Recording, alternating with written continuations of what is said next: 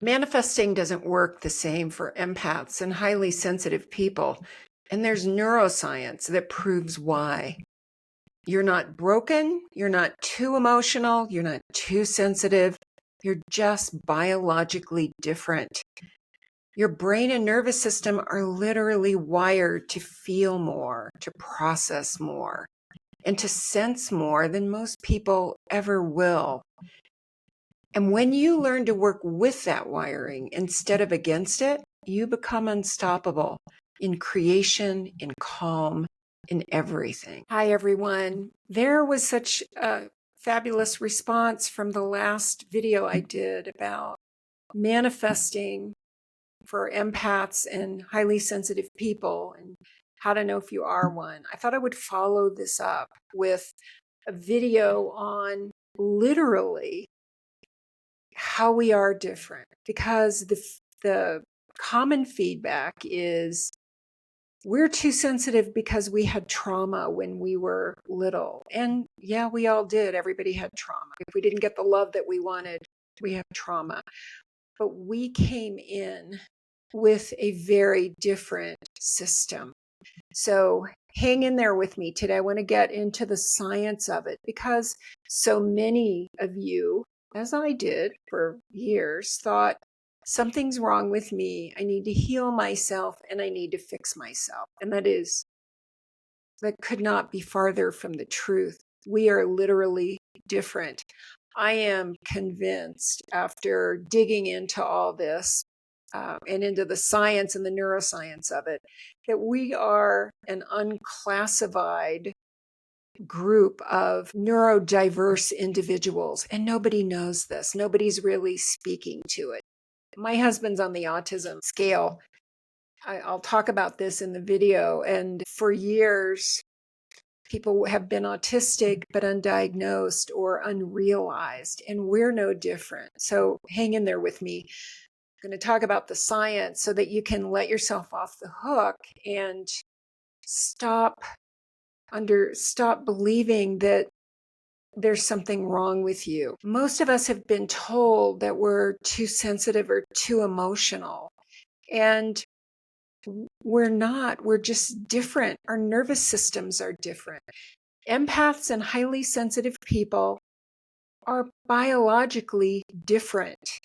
And I want to talk about how this plays out in real life, because when you understand what's happening in your brain and body, you stop all that, what's wrong with me? Why don't they understand me? And you move into, I'm going to work with my wiring, because you are here as an empath or an HSP to do amazing things in the world at a time when the world has never seen so much change. And when you're regulated, when you learn to work with your wiring, then you'll understand this isn't an affliction, it's a gift. So hang in there with me as I go through the science of this. We constitute about 20% of the population. Could be more, because again, nobody really looks at this unless they do brain imaging and brain scans, which science is doing now. So what I'm telling you is based on real science, not fluff. First thing is our sensory processing sensitivity. And I know you all do this. It's a temperament trait in us. And it's not just in humans, it's in animals too. My guess is that this would be how cats and dogs are wired. We have a deeper processing nervous system. Our insula is different. The insula controls emotional awareness. Our mirror neuron network is different, and that's empathy. Our amygdala works differently. The amygdala, as you likely know, looks for threats. The amygdala doesn't know if it's a real physical threat or imagined. And that's where we get thrown out of center. Our prefrontal cortex, the front part of the brain, is different, and that's for reflection. So what does this all mean? It means that you just don't walk into a room You read it. You notice body language, tone, emotional tension, energy. It's like having extra tabs open on in your brain. It's like having a high resolution feed, like a big satellite feed coming into your body 24/7. You have more awareness and more data gets through. And how that plays out is when somebody says, "Oh, I'm fine," you already know they're not, because your body felt the tension before they said anything. And I want to say here that it was quite astonishing to me to learn how other people that aren't like us are wired. Who knew? They have filters. They have firewalls. You could say a firewall. They're not an open receiver for detailed data 24/7. They have filters. And for those people, that yes, they still feel, but in the manifesting community, we're told, well, just think a better thought. We're told, let it go. Well, we're not wired that way. They can think their way to a different result. People have reached out to me who probably aren't HSPs or empaths and said, well, I let my mind lead. And for them, it can work. Ultimately, it's the same. We have to feel things in our body, become a different identity. But their process is much easier. I would say it's much easier because they're not getting all this high alert information, subtle energy that nobody else can detect. So they lead with their mind. They filter. We're not like that. And that's why nobody understands us. That's why they say you're too sensitive. You should just calm down. But we're not wired that way. We're wired to become a tuning fork of peace, of coherence, because ultimately, and I'll talk about that, that's what we're here to do. Other ways that we're different. So our chemistry and stress responses are different. Literally, we show stronger stress hormones. We show stronger stress responses. Our default setting is different than non-empaths and non-HSPs. We also, though, have more dopamine sensitivity. It's why we light up with art, with beauty, with connection. It's why those walks in nature for you are critical. Other people don't light up with that. Where you are, you might be engrossed with the beauty of colors or light in the trees. Other people that aren't like us don't even notice it. Doesn't get through that filter. Also, our nervous systems stay activated longer. We just can't shake off tension. So when people tell you, oh, just let it go, we're not wired that way. We're just not wired that way. We're here for depth. We're here to feel everything. And that's what most of us have not learned to do because we were so sensitive before anything happened in our childhood. And because we had parents who did not understand that we were different, we, instead of feeling things through, staying with the discomfort, staying with the fear, staying with whatever it might be, always some form of fear, we went into our heads. We learned to abandon ourselves. We're here to move energy. That's how we change things, by feeling things through, letting them move. And we do it in our own time, not when your friend who is not an empath or a highly sensitive person said, are you still stewing about this? We're not like that. We're not here for that.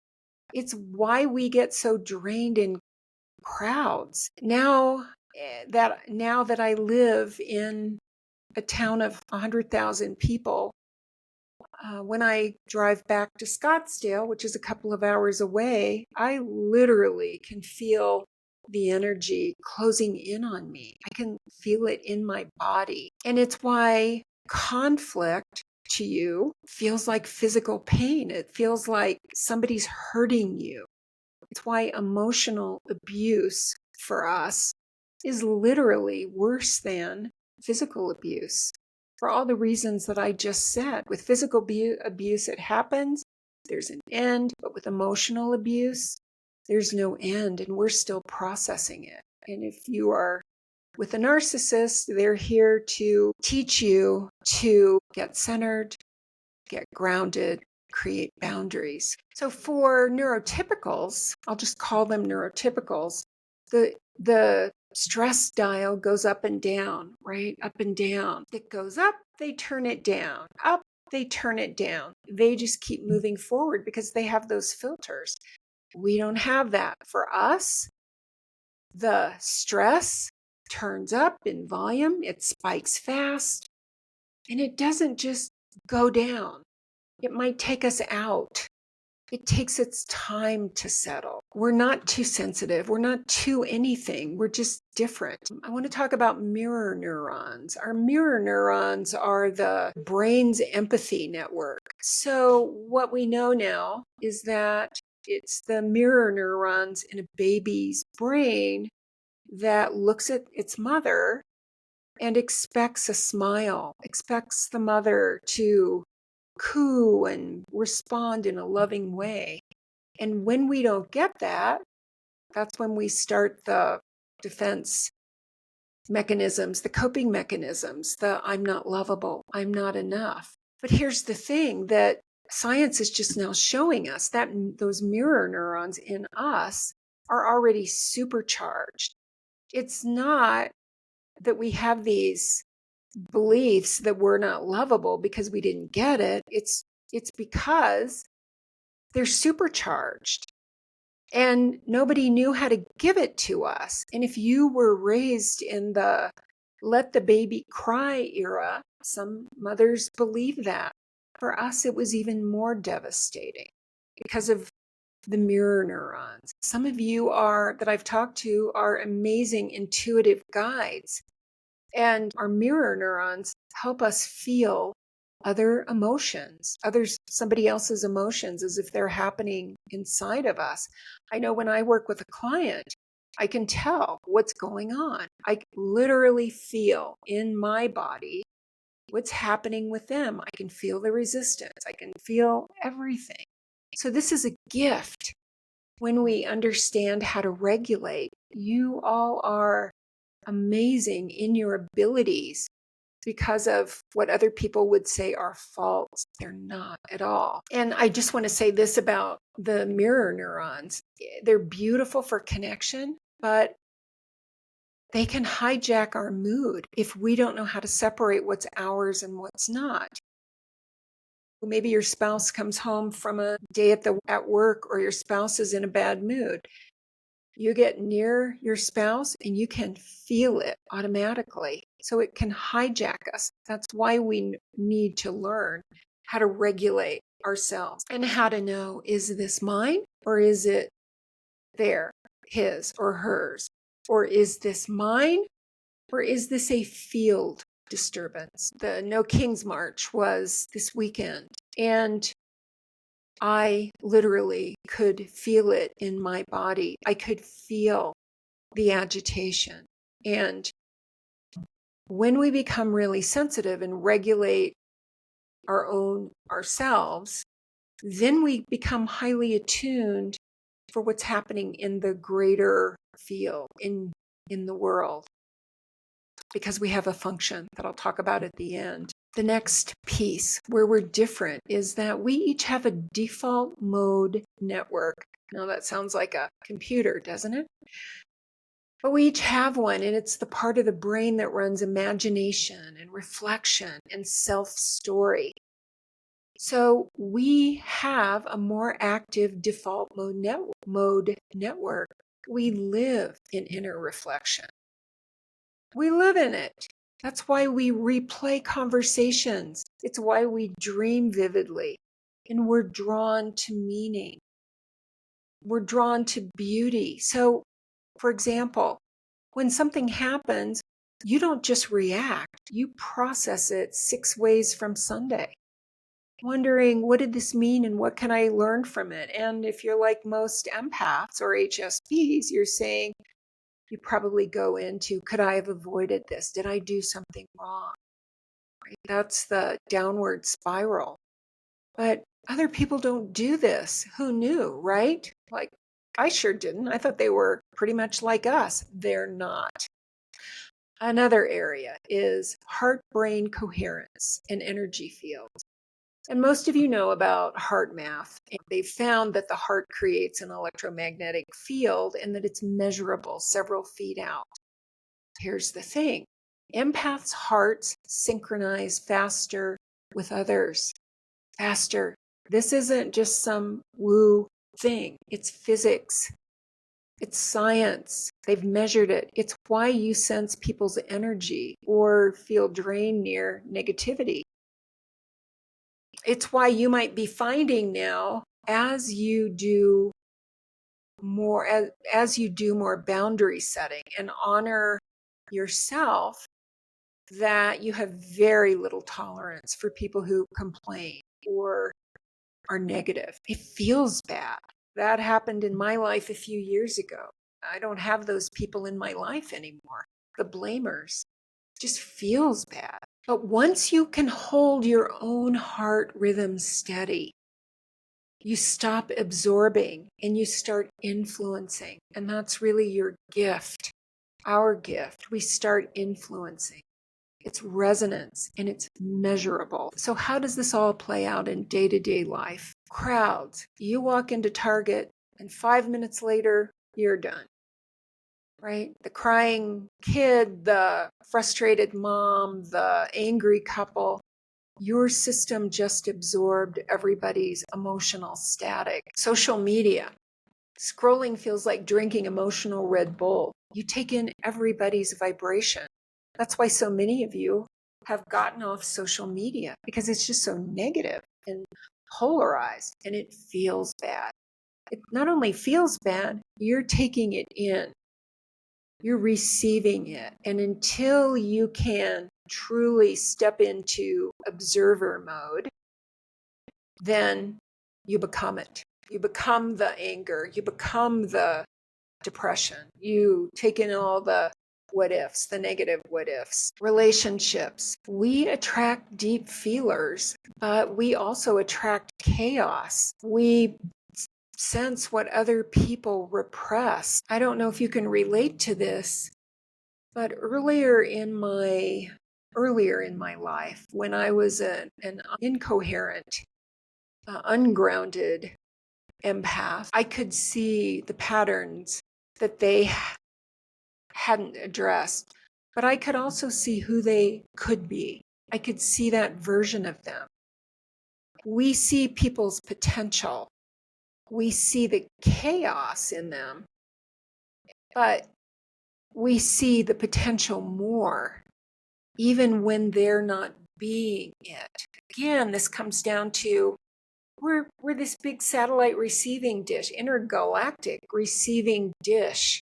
We see it all. We have to be very practical and very grounded about what we allow in our field, in our space, with boundaries, and not just see the potential, but see who they are being. How does it play out at work? If you go into an office or work with others, you do everybody else's emotional labor. You do their emotional processing without even realizing it. People probably come and tell you their life story. This is what's happening in my life. You've probably heard things like, oh, I don't know why I feel so comfortable with you. And then they launch into a story. It's not a mistake. Your system is highly tuned. You're not broken. Your system is different. It's geared toward precision, energetic precision. Your system is designed to feel the world deeply, deeply. And the key in all of this is learning to discern what's yours and what's not. And how does this affect manifesting? Because we are here to create the life of our dreams. We can be, do, or have anything. And this is where all that science meets spirituality. Manifesting for empaths isn't about thinking positively. It's not about just thinking good thoughts. It's why I believe that law of attraction works for some people, but for quite a few of people, it doesn't. Why? Because it's not about thinking better thoughts. It's about coherence. It's about your inner state, your mood and your thoughts. That's your state. Your inner state syncing with what you want to experience. Other people that aren't like us think their way there, like the gentleman who said he just let his mind lead. Well, that works for him, but it sure doesn't work for us. For us, it is, as Neville Goddard said, live from the end. For us, we get there in a different way. For us, Neville Goddard said, feeling is the secret. But for empaths and HSPs, it's literal. Your body's feelings are the switchboard to reality. For all the reasons that I just said, when your nervous system is your signal. So if you're trying to think better thoughts, but you're still reacting, the what ifs, those little contractions, if you're not calm, then the signal that you're sending out is fuzzy. And then you create from confusion. If you're trying to create something and a lot of you is in doubt, or if it just doesn't feel safe, because our amygdalas are different. Our amygdalas, as I said, don't know the difference between real and perceived danger. And for instance, in money, if you have some trauma around money, like people arguing about it when you were a kid, your body remembers that. So you probably have what other people have said called money issues. No, you have a dysregulated body. You have a dysregulated signal and nervous system. We're here to learn how to be calm and coherent, aligned. Coherent means being fully present, aligned with thought, action, our hearts and our bodies. When we're like that, you would call it flow state. It's living from joy. When you sit down to create something and you're in joy, that's flow state. And that's when the magic happens. The manifesting community tells us to visualize. But here's the thing. When you're an empath or a highly sensitive person and you're not regulated, you're visualizing, but your body's saying, oh, I don't know if this is going to happen. Yeah, but, what if? We have to regulate first. We have to take 3 deep breaths. 3 of those is the fastest way to move us out of fight, flight, and freeze and into rest, regenerate, and create. But most of us don't do that because most empaths haven't been trained to regulate. We're reacting because we don't know any other way. Because again, we've thought, well, I am too sensitive. In the world, something is wrong with me and I need to go live in a cave. No, you don't. So trying to manifest abundance while your body's braced in fear or focused on, well, I don't know how that's going to happen. I need this to happen. I have this bill to pay. The money can't come in. The money comes in when you're calm, when you're regulated. When then you can feel, I am abundance. It's a whole body thing with us. Nobody told you that, I bet. If you're trying to manifest love, If your heart is closed, the love can't land. If love doesn't feel safe to you because of what you experienced earlier in your life, it could be abuse. A lot of people have experienced abuse and just stuff it down as though it doesn't matter. But it does. Because if we want love or if we want money, it's the same thing. Our heart is closed. Money or love cannot land. When we feel safe, your imagination opens up. It's a process in the brain that I did not get into today. But when your body feels safe, it directs blood flow to the part of the brain that facilitates imagination. And then all your feel-good chemicals kick in. That's why manifesting for empaths and HSPs, until they understand that, think, why is this not working for me? Yeah, but I did all that and it didn't work because other people don't have the body that you have. They don't have the nervous system that you have. So yes, empaths and HSPs we're different. Our brains process more.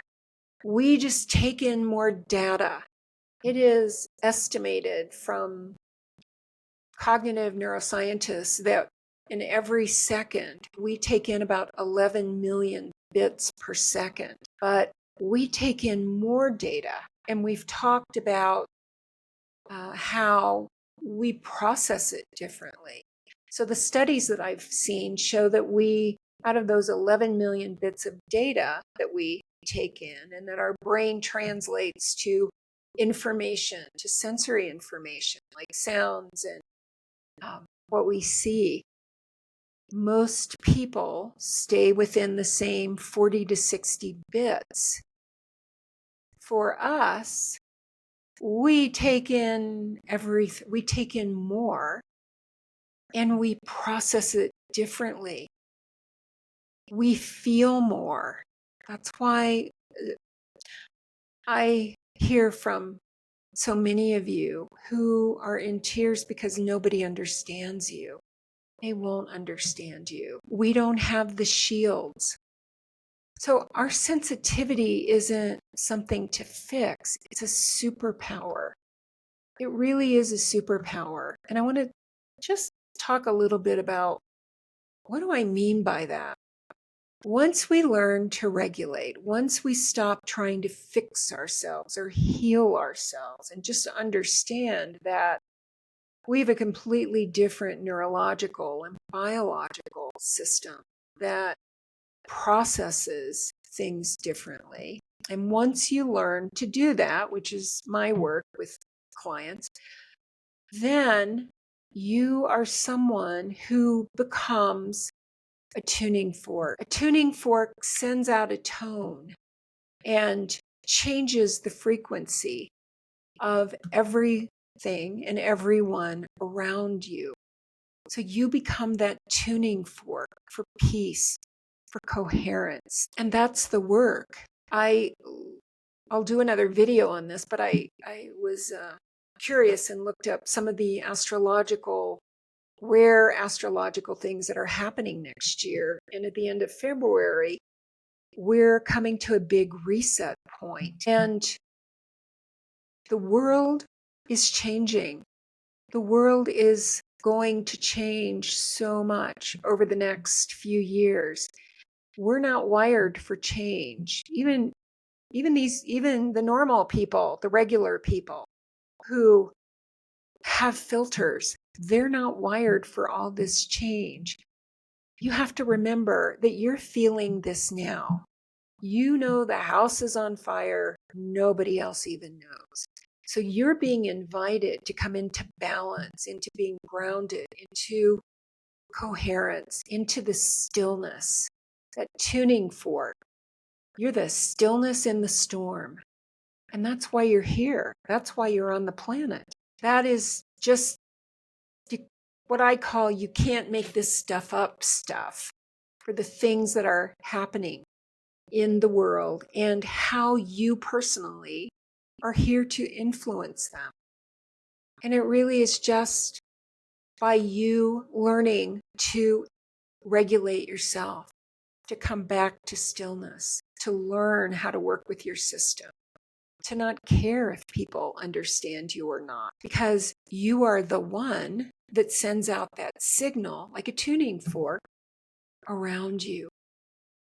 And people around you may not realize it now, but when you become someone who is unflappable, people around you will calm down for no reason, because everything is energy and everything responds to your energy. And that's the gift, as I see it, as being an empath and a highly sensitive person. Empaths and HSPs are pretty much the same. There's overlap. Empaths are slightly different, but there's been more science in brain imaging with HSPs, and that's what I spoke to today. Because I wanted to not give you some fluff version of why you're different so that you feel better. I want you to know you are different. You came in different, and the world responded to that difference. The trauma didn't cause you to be too sensitive. You came in with a nervous system and a brain that is just different. And science knows this now. And I wanted to mention a little bit about my husband. My husband is on the autism spectrum and has actually been diagnosed. Didn't tell me. We've been married 7 years now.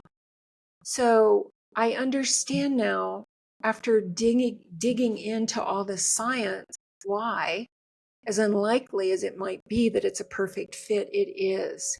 So if you are married to someone on the spectrum or surrounded by friends on the spectrum, here's why it's a good thing. You are an open receiver, right? You are wired to merge with the field. Remember, other people deflect. They have filters, and only a little bit of information comes in. But you're wired to merge with all of it. That's why boundaries and somatic tools, getting the body back to calm, are so important. Since you're this open receiver, when you are around someone who is autistic on the autism spectrum scale, they are like a radio that sends out one little bandwidth. You're receiving it all. Can you imagine if you were with, and maybe you are, another person who's throwing out so much emotional static, complaining, commenting, being negative, or just they don't even have to say anything. It's an energetic signal that they send out. It's difficult. And if you have that in your life, I would look at it as an invitation for you to level up, that it's an invitation for you to tighten your boundaries, create space for yourself, learn to regulate your own system. My husband, who teaches now, comes home and does homework from his math classes at college. So, yes, we interact. My open receiving dish that gets butterfly wings across the planet, I'm not receiving a lot of static from him. When you start to dig into it, there's no mistake. Everybody is in our life for a reason, and it could be to level up. I met my husband after a divorce with a narcissist, and after I had learned to regulate, and I had just refused to accept any other kind of person who wasn't calm, kind, and he is. So I'll leave you with that. So if this resonated with you, let me know, and share this with another empath who needs to know that they're not broken, that they're just wired for more, and that they really are reality shifters. And my name is Wanda Vitale, and I'm the creator of the Empowered Empaths and my YouTube channel here called The Reality Architects, because when you understand that reality responds to our frequency, to our mood, to the tuning fork that we get to decide what the tone is, that's the new way of creating reality, the easy way, without the hustle, without the striving and all that stuff. Everything comes to you. So I would say that if you are listening to this, ultimately, you are a reality architect in training. Thanks for listening.